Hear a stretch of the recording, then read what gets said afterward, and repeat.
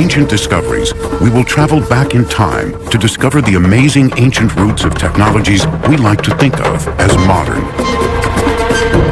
New research is beginning to suggest that many of the inventions of the last 200 years may in fact have already been known to the ancient Greeks and Romans. Much of what we have recently discovered, we may in fact have just rediscovered. The Greeks and Romans were also intensely practical people. Many of the things which they devised, planned, and invented preceded by 2,000 years, things that we like to think of as modern. At the heart of this story of ancient achievement lies a mysterious and arcane machine, one so complex that many have refused to believe it could have been built by the ancient Greeks. Hidden for centuries beneath the Mediterranean Sea, encased in thick corrosion, it remained an enigma until 20th century science glimpsed inside. What they saw inside astonished them. A mass of gears and cogs, a machine. But what was it for? And who had created it?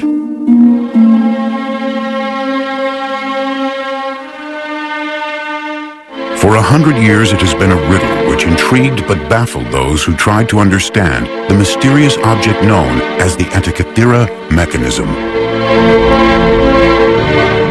But now, finally, its story can be told.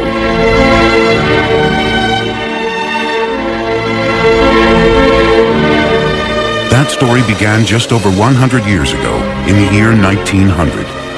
It was early spring when Captain Kondos and his crew of sponge divers found themselves sheltering from a storm, miles off course, by the little Greek island of Antikythera.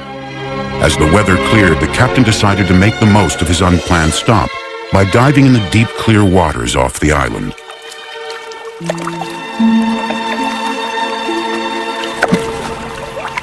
That's it. The water was deep, some 200 feet. But then deep water was where the best sponges were found. But so far down, there always is the danger a diver might return to the surface with the notorious bends. Once in the water, the diver started his first descent. But what awaited him on the bottom were not sponges. As he looked around, he saw what appeared to be dead bodies scattered in all directions. Terrified, he quickly signaled to be pulled back to the boat.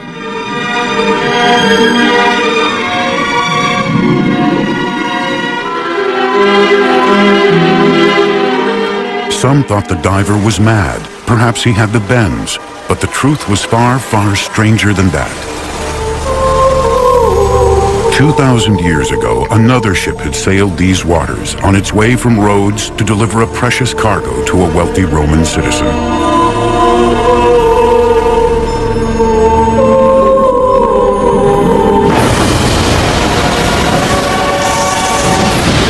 Just like the sponge divers, this ship had also been caught in a storm. She too was driven far off course to the island of Antikythera.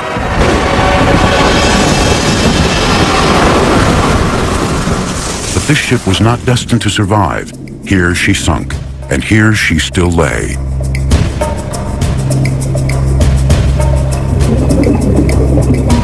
Captain Kondos sent another diver to investigate the wild story of the bodies. What had at first appeared to be dead bodies were in fact the most beautiful marble and bronze statues imaginable, the remnants of that ancient wreck.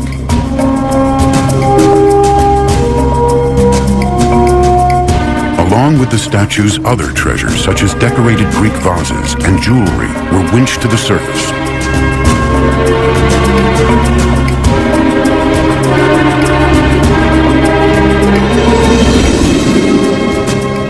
It was the find of the decade, perhaps the century, and the breathtaking statues made front-page news. One of the most perfect bronzes recovered was named the Antikythera Youth. The piece was universally acknowledged as a work of genius.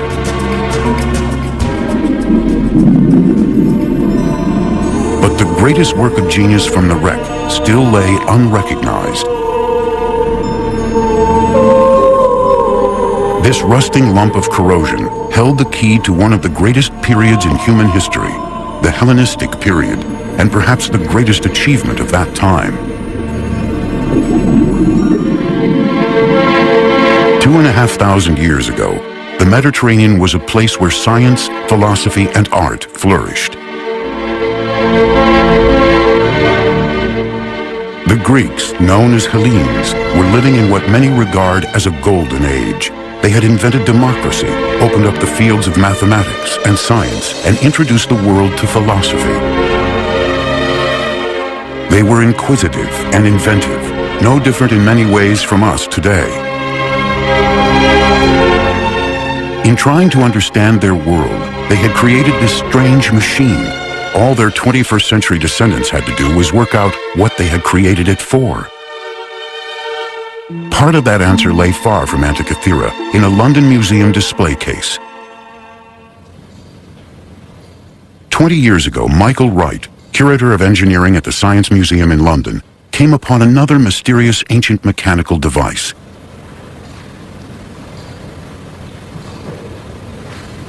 Although much less complex, there were similarities with the Antikythera mechanism. We call this the Byzantine sundial calendar. We think it dates from about 500 AD. It was a mechanical calendar which shows the passing of days indicated by the age of the moon within the month. The gear wheels looked surprisingly modern. Complicated mathematics and a detailed knowledge of astronomy would have been necessary to create such an object. Michael Wright decided to build a model of the device to explore how it would have worked. The model shows the position of the sun and moon within the zodiac at any given date, as well as the age of the moon. This instrument is much more simple than the Antikythera mechanism, but what's exciting about it is to have found another instrument, very obviously in the Hellenistic tradition, because of the Greek lettering, and also having gear wheels. So now we have not just one mechanism that tells us the Greeks had gears, we have two. We've doubled the evidence. Although similar, it is estimated that the sundial calendar only had 8 gear wheels, where the Antikythera device had at least 29 and perhaps up to 70, allowing for much more complicated calculations. Could the Antikythera mechanism also be a mechanical calendar, one many times more complicated than the Byzantine machine, yet over 600 years older? Who in the ancient world had the ability to design such a complex device? The question has baffled experts since its discovery, but there is one legendary figure who could have been its creator.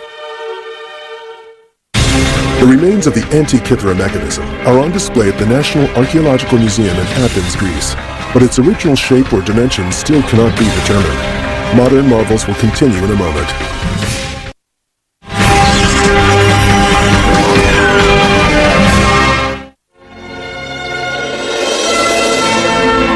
The inventor of the Antikythera mechanism would have to have been an expert in both mathematics and engineering, a genius, centuries, perhaps even millennia ahead of his time.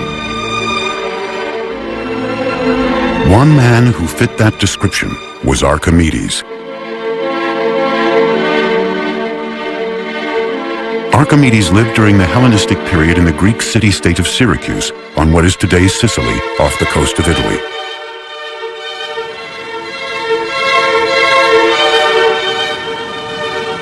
During his lifetime, the Mediterranean was a turbulent, war-torn place. A world in which his talent for military invention was put to good use by both his fellow Greeks and the aggressive new power of Rome that was slowly spreading its tentacles across the Mediterranean. Today, he is perhaps best remembered for the revolutionary invention known as the Archimedean screw, used to move water or seeds uphill.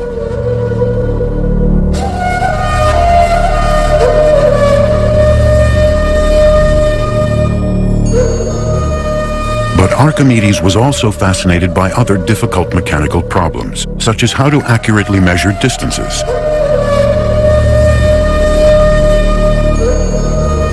The greatest challenge of all, however, was to solve the puzzle of what caused the rising and setting of the sun, the changing seasons, and the strange movements of the moon and planets. What, in short, were the mechanics of time?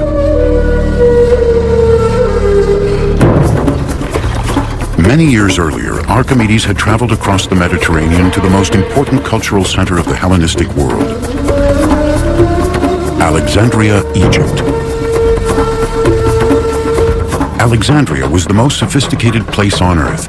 Founded by Alexander the Great, it was now ruled by the descendants of one of his generals, Greek soldiers who had risen to become pharaohs. It was a unique place, the meeting point of the age-old civilizations of the Mediterranean, a city of Egyptians, Greeks, Romans, and Persians. Here they combined the wisdom of the pharaohs with the brilliance of Greek philosophy to create the intellectual powerhouse of the ancient world.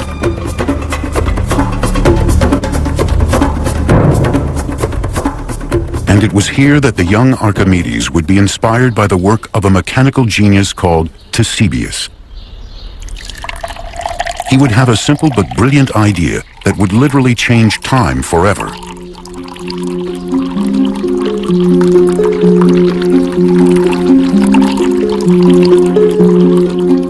Ctesibius was fortunate to be born in Alexandria, the place where all the knowledge of the ancient classical world was held in one vast library. A place where the great thinkers of antiquity studied, and where shelf upon shelf held the thousands of scrolls recording their work. The library was such a famous institution that people came here from all over the world to learn and invent.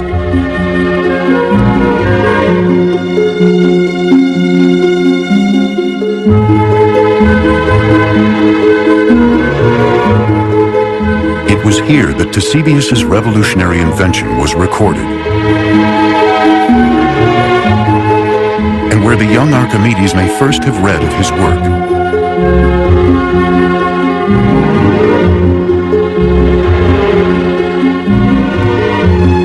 Ctesibius is a figure who is often forgotten in history, yet his work paved the way for a technical revolution, the measurement of time.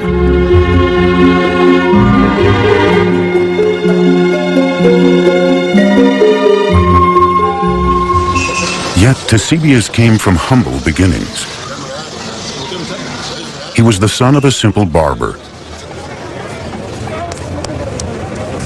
As a young man, he had worked in his father's barber shop in Alexandria, inventing simple gadgets such as adjustable mirrors.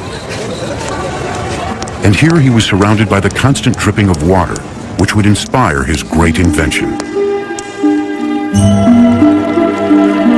Ctesibius knew that for thousands of years, the Egyptian had used ordinary water timers to mark the hours of the day.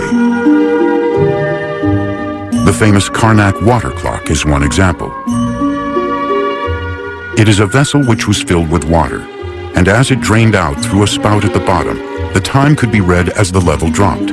Markings inside showed the passing hours and allowed the ancient Egyptians to measure the passing of time during the day or night. But this was still only a timer, known in Greek times as a clepsydra, not a constant clock. As the water level dropped, the water came out more slowly. Ctesibius, however, saw the solution. He realized that if the vessel was always full, then the water pressure outflow would always be the same. If he could master that, he knew he could create an accurate device which would change the world. This then was the challenge he decided to set himself. Ctesibius saw that the way to simplify the Egyptian clepsydra was not to utilize the outflow of water, but to try and obtain a uniform inflow of water. The challenge was to keep the reservoir of the clepsydra full at all times. And this is how Ctesibius did it. First, he added another water tank above the main reservoir.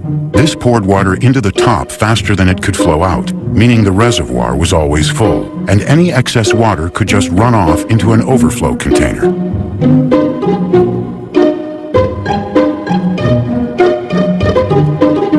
The water would always come out of the reservoir at the same speed. Now Ctesibius just had to measure it.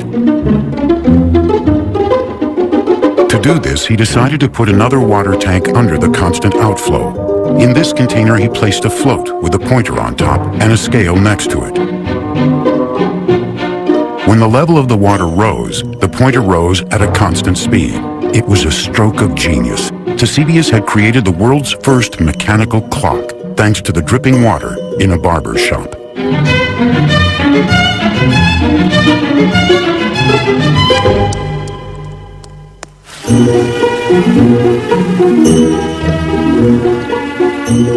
He had harnessed the power of water, and in the process, he had become the master of time. But measuring hours and minutes was only the start. What else could this unique water clock do? The answer to that was kept here in the Great Library of Alexandria. Anyone in the ancient world wanting to understand time could come here and read Eusebius's books, which described the wonderful machines he was now building and the whole new subject he had invented, hydraulics. Before long, his clocks were not just dripping taps, but ornate machines decorated with gilded figures of gods and animals. And their mechanics were yet more elaborate too. He devised a complex scale for the hours, shown here in white for the day and blue for the night. The increasingly complicated series of gear wheels also allowed the scale to rotate very slowly to indicate the days within each month of the year. This clock was also now a calendar. An automatic day and night, month and year cuckoo clock.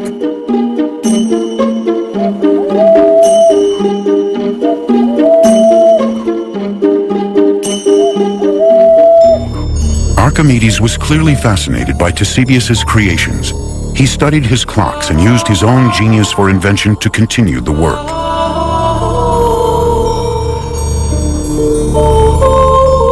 In an Arabic translation of Archimedes' work, dating back over 1,000 years, we can see a tantalizing glimpse of his additions to Eusebius's water clock.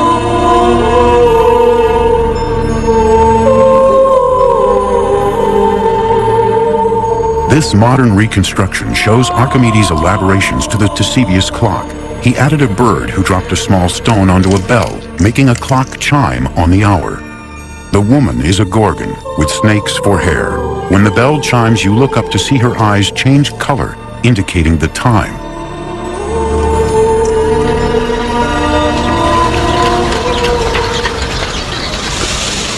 Alexandria today is a busy modern port. A new building now stands in place of the famous library. Tragically, the original library was burned to the ground, and with it was lost nearly all the knowledge of the ancient world. Only a very few ancient texts remain which mention Eusebius's work. We may never know what else he invented, as not one single page of his own work survives.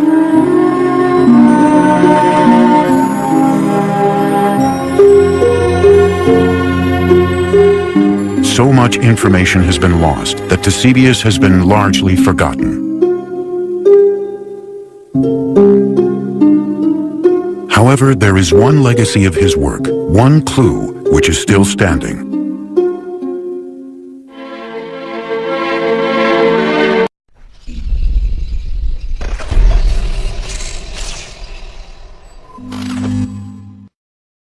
Could this small Greek tower hold the key to an ancient secret?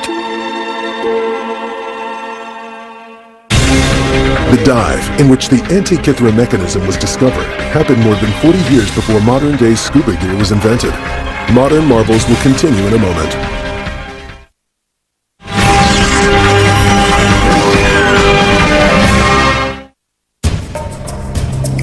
This unassuming tower, tucked away in a corner of Athens, is one of the best preserved buildings from antiquity. Its survival, almost untouched, is a miracle, and one due to the fact that for centuries it was believed to be the tomb of the philosophers Socrates and Plato. But this isn't a tomb.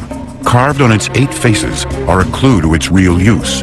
On each side, a worn sculpture of each of the 8 winds can still be seen, along with a sundial.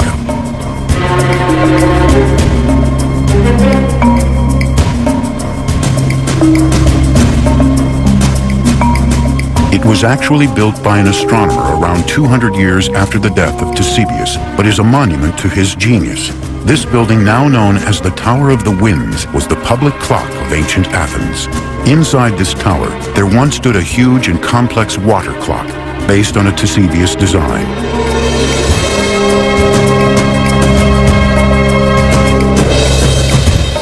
This clock was fed by a constant stream of water which ran from a spring on the Acropolis, from which the whole population of Athens could tell the time. But this was more than just a clock or even a calendar. Some believe this strange building housed a device that even charted the movements of the sun and moon in relation to the constellations of the zodiac. We know the Greeks were measuring hours, days, and months during the time of Ctesibius. Could it be that they had also started to look above and measure the heavens? One man believed the answer may lie in the cogs and wheels of the Antikythera mechanism.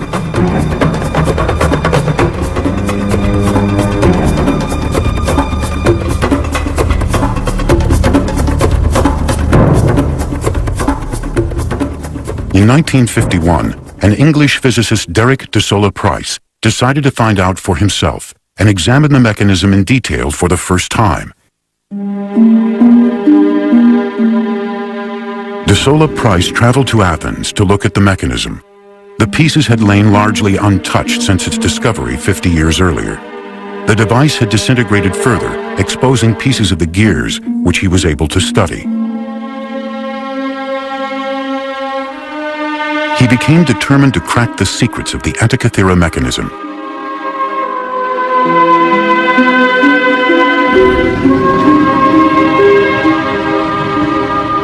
De Solla Price spent much of his time at the National Museum of Greece in Athens, probing the secrets of this ancient enigma.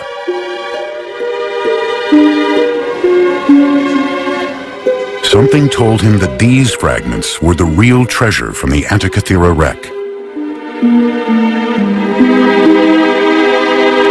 Using new developments in X-ray technology, he could now see what its discoverers 50 years before could not. Looking through the corrosion, he was amazed. A machine so complex, it could almost be modern. He had to know what it was for. His meticulous studies of the cogs, gear ratios, and inscriptions gave him clues to the possible purpose of the mechanism. Remnants of a wooden box which held the device also had Greek writing, which gave further tantalizing hints. Using this information, De Solla Price developed a theory and put together a model of how he believed the Antikythera mechanism could have worked. He realized the mechanism was an extremely sophisticated device for calculating the relative movements of the sun and moon. It also seemed to show the days of the month as lunar phases.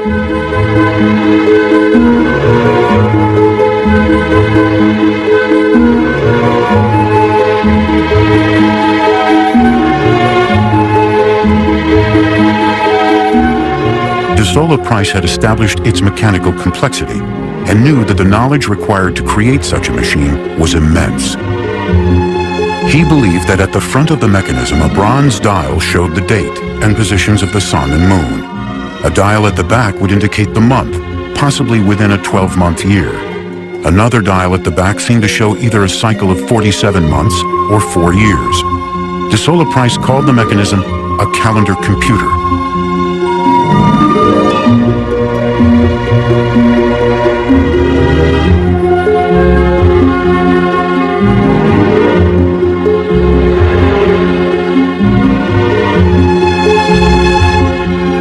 For anyone in the ancient world, such a device would have been invaluable.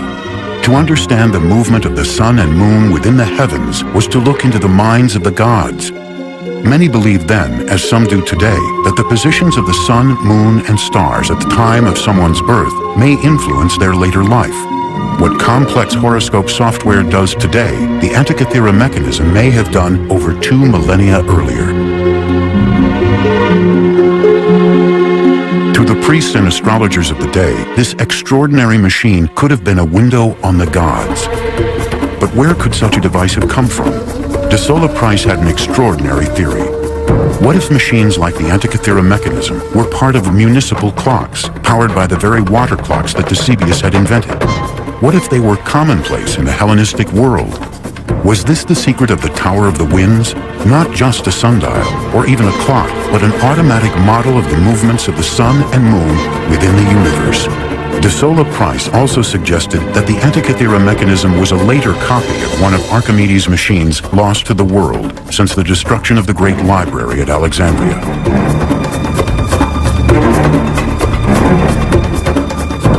This was an intriguing theory, which could lead others to try to reveal the truth about the Antikythera mechanism.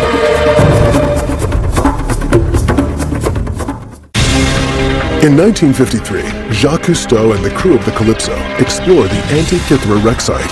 When they returned in 1973, they found previously undiscovered gold bars. Modern marvels will continue in a moment.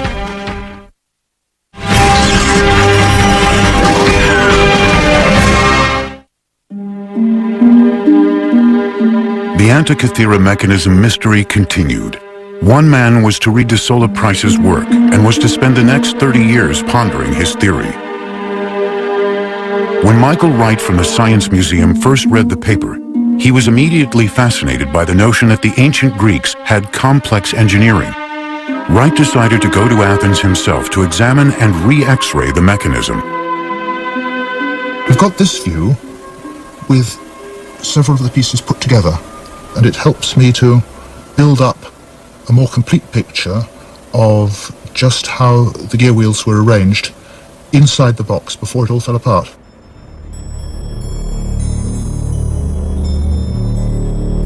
Although intrigued by De Sola Price's theory of the Antikythera mechanism, Wright believed there was more to the device than De Sola Price had realized. I went back and read Gears from the Greeks again and started to find problems with Price's account. That's when I resolved I really had to look at the thing for myself.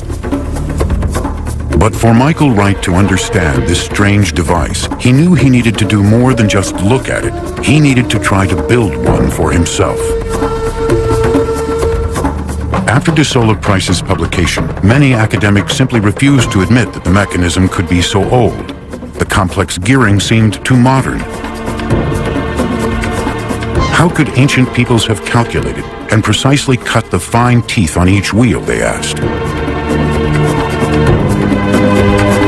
Surely this was either a fake or a later machine that just happened to be lost on the site of the ancient wreck. So Wright set to work, determined to prove them wrong.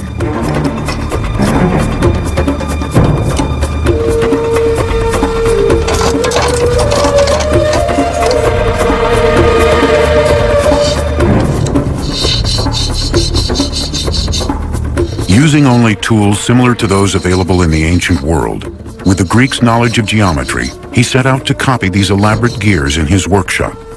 Measuring and cutting gears with only a pair of compasses, a metal file, and a good eye for detail was not going to be easy.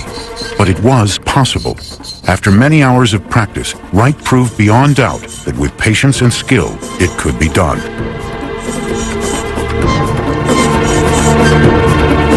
You can't deny the evidence that the Antikythera mechanism exists. When you look at it closely, it's very accomplished work, both in design and in execution. Why shouldn't the ancient Greeks have done it? We know from translations of his work that Archimedes was familiar with these types of cogs, and now it was the study of these gears that was to help solve yet another mystery, involving one of his other mechanical marvels, the mystery of the odometer.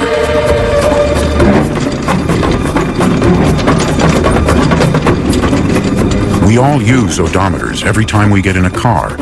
It's the device which measures the distance we've traveled. But remarkably, this device was in use long before cars and was crucial to the development of the Roman Empire.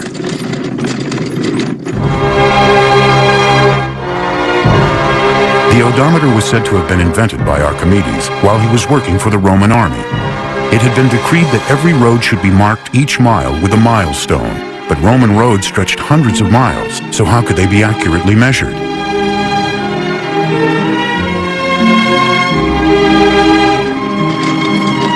By creating a cart that would accurately calculate distance, Archimedes solved the problem and the milestones could be laid out.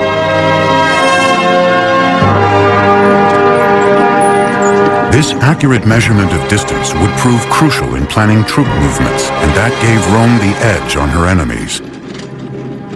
Archimedes had set the Romans on the path to empire and started a train of events that would ironically lead to his own death. Today, the most famous of Roman roads, the Appian Way, is still marked in places by the milestones that Archimedes' machine laid out.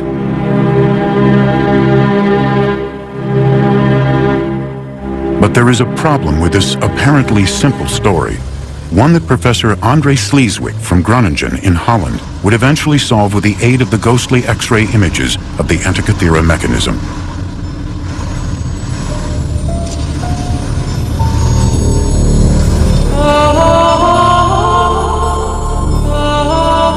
As no originals survive, the only clues to how the odometer worked are a few faded drawings in a Renaissance book based on a description of an odometer by a Roman author called Vitruvius. The drawings look fine on paper. The problem is when you try to build them, they don't work.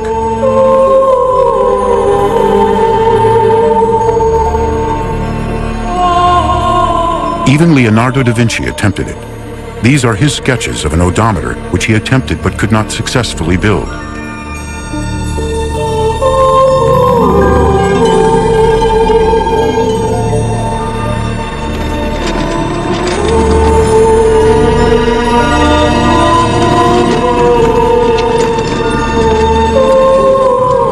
Professor Sleeswyk started to make simple models to see if he could crack the odometer puzzle.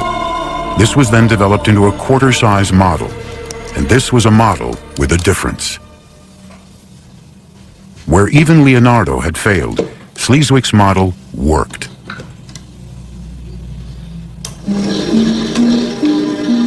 The mechanics are simple. As the wheels turn when the vehicle travels, a gear with a single tooth pushes around a huge gear with 400 teeth. Every time the large wheel turns once, a small stone would be automatically dropped into a box below the device. This allowed miles to be marked.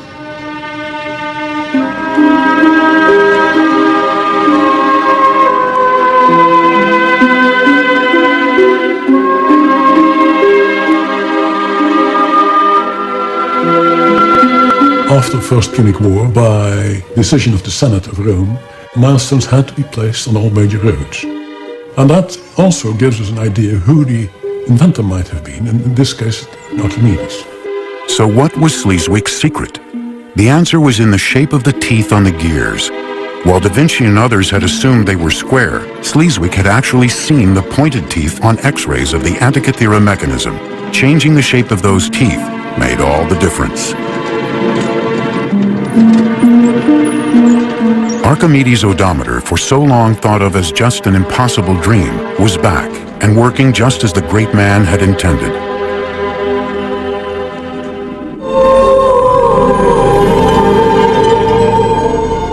All thanks to that most mysterious of ancient objects, the Antikythera mechanism.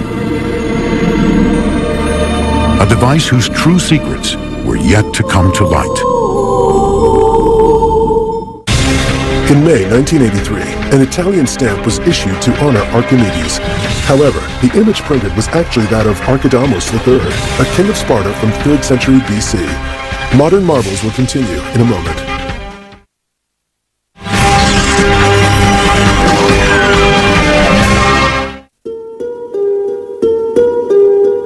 Back in London, Michael Wright was building his working Antikythera mechanism model using ancient techniques.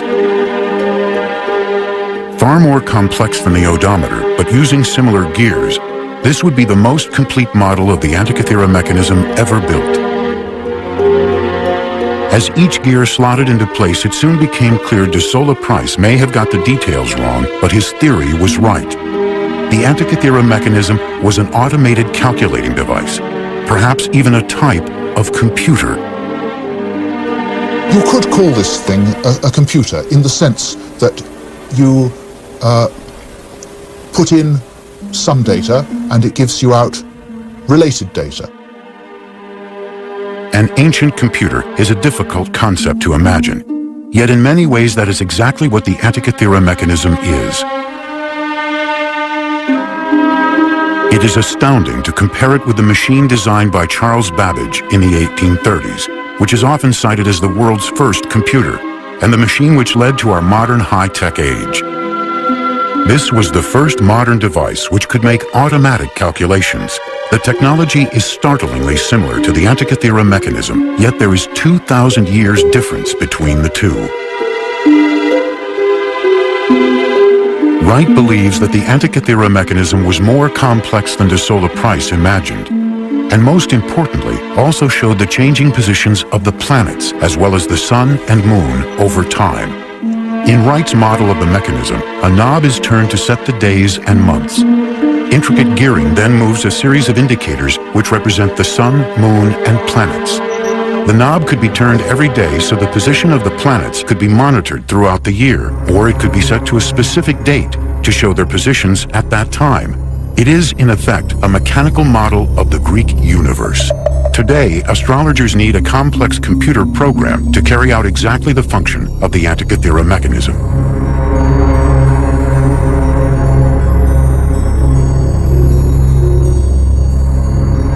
So could this machine have been created by Archimedes himself? We know from ancient texts that he built planetaria, but could he have designed this one?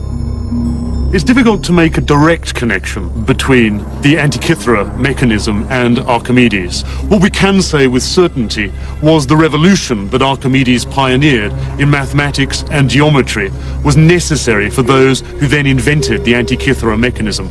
Without Archimedes and his advances, it's difficult to think that the Antikythera mechanism could have been invented at all.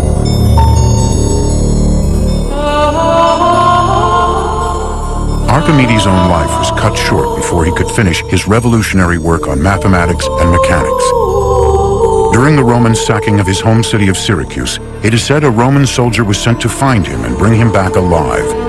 When Archimedes refused to leave his work, the soldier became angry and killed him.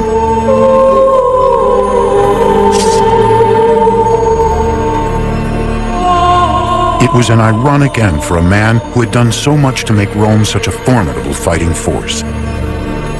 His death marked the beginning of the end of the Hellenistic tradition of great invention and science. His work, however, was preserved, stored on the endless shelves of the great library of Alexandria, a treasure greater than any the Romans looted from Syracuse. But even that legacy was not to last. The library itself fell victim to war and destruction, being burned to the ground several times over the following 800 years. Eventually, most of the collection, including much of Archimedes' work, was lost or destroyed in the fires. If only the library had survived, we may have inherited the insights of such great thinkers. Without them, we have been forced to reinvent much that we are only now realizing was already known over 2,000 years ago.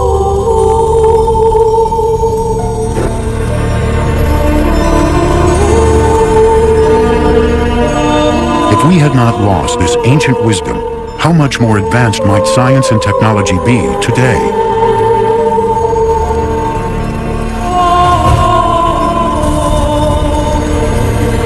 And what else may still lie hidden or lost from that time? Without that sudden storm all those centuries ago, that ancient ship might not have foundered, taking her cargo of statues, pottery, and that incredible machine to the bottom of the Mediterranean Sea.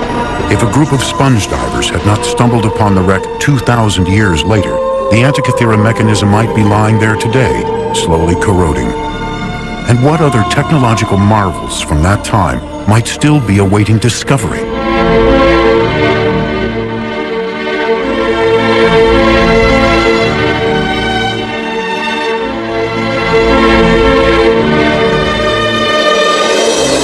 I think that these mentions we have in the literature and this one instrument are just the tips of icebergs showing that there was a great deal more to this tradition that we haven't heard about.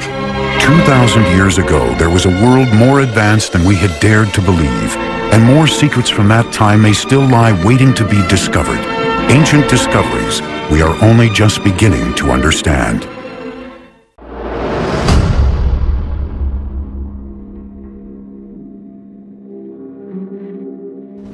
You can feel it when you go to work. when you go to church, when you pay your taxes.